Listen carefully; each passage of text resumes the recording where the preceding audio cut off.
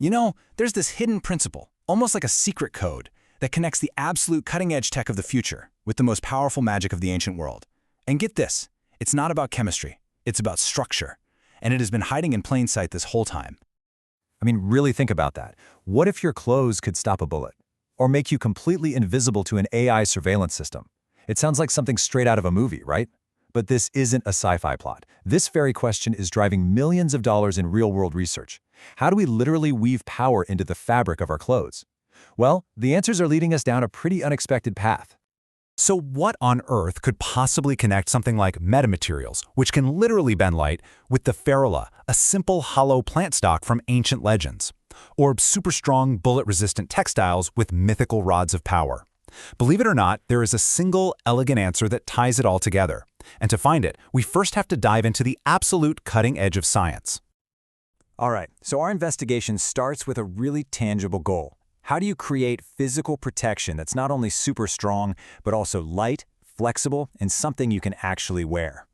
And let's be really clear here. We're not talking about some magic spray you put on a t-shirt and suddenly it can stop a rifle round. No way. This is hardcore science, backed by serious university research. It's all about creating these hybrid materials that work together to become way, way stronger than any one of them could be on its own. So how do you actually build these super clothes? Well, it all starts by combining several pretty revolutionary materials, and each one brings its own unique superpower to the table. The first ingredient is something called a shear thickening fluid, or STF. The easiest way to think about it is liquid armor. You soak a fabric like Kevlar in it. Now, when you're just moving around, it stays a flexible gel. But the second it gets hit hard, all the particles inside instantly lock together, making the fabric rigid for a split second. It's just enough time to stop a projectile and keep the fibers from tearing. Next up, we're adding spider silk. For centuries, we've known this stuff is one of nature's most incredible materials. And now, using some pretty clever lab techniques, we can actually produce a synthetic version. We get to capture all of its amazing properties and weave them right into our super textiles. The sheer marvel of this stuff is just wow. The BBC puts it perfectly. Pound for pound, it's tougher than steel, but its real secret isn't just raw strength, it's toughness, that ability to absorb a massive amount of energy before it breaks. And that is exactly what you want in your protective gear. Okay, our third key ingredient is a tough hydrogel. So, if that STF-infused fabric is the shield, think of this hydrogel layer as the shock absorber. It's basically a high-tech gel that's designed to act like an impact sponge, soaking up and spreading out all that kinetic energy from a hit. And here's how you put the whole sandwich together. These materials are stacked in a very precise order. You start with that STF-infused silk or Kevlar layer. Then you add the hydrogel to absorb the shock. And you back it all with a final arrest layer. Every single layer has a specific job to do, to slow down, deform, and ultimately stop whatever's coming at it. Okay, so that's how you stop a physical object. But what about stopping information? It turns out this same basic principle, using structure for protection, is now being used to fight digital surveillance. And it goes by the awesome name of adversarial fashion. Now here's the core trick, and it's pretty wild. To you and me, this just looks like a cool, colorful sweater. But to an AI-powered surveillance camera, that pattern is a weapon.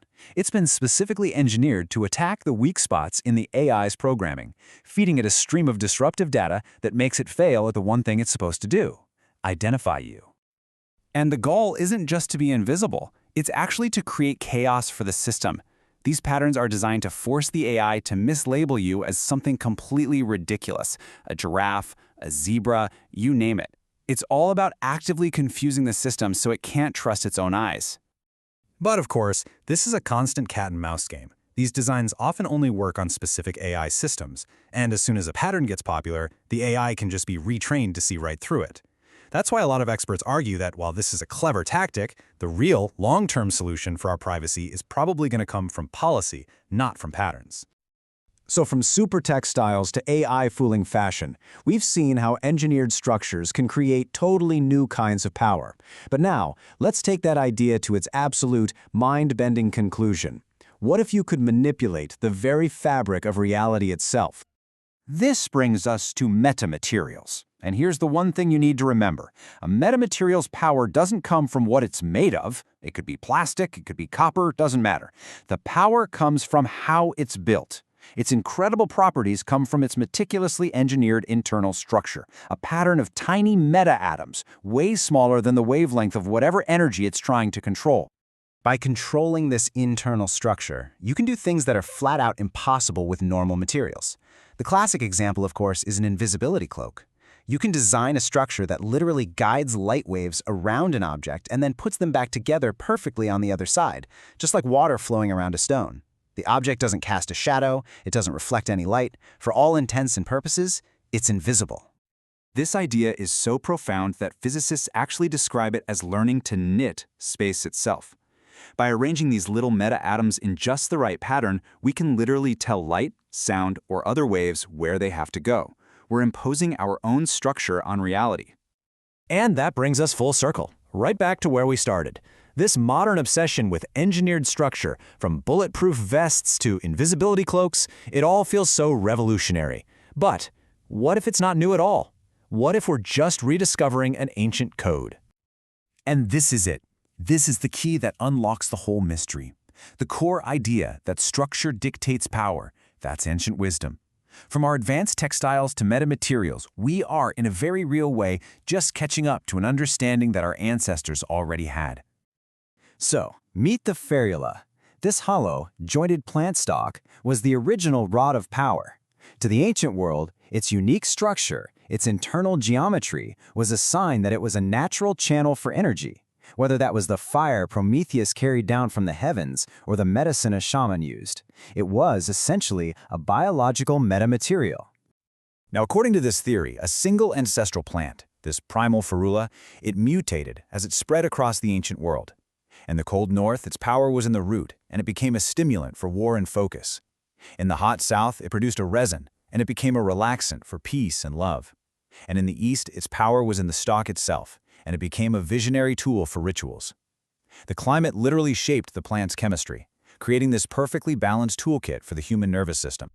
And the parallel here is just uncanny.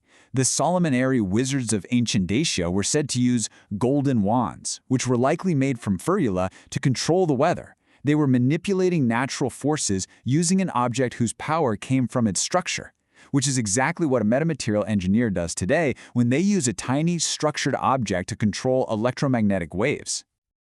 So it really makes you wonder, right? In 1887, science isolated the chemical core of that northern plant and created amphetamine, the ultimate drug for focus, for war. But in our quest to master the stimulant, we lost the southern relaxant, Silphium. It went extinct. So have we just mastered one half of an ancient equation while completely forgetting the code for balance?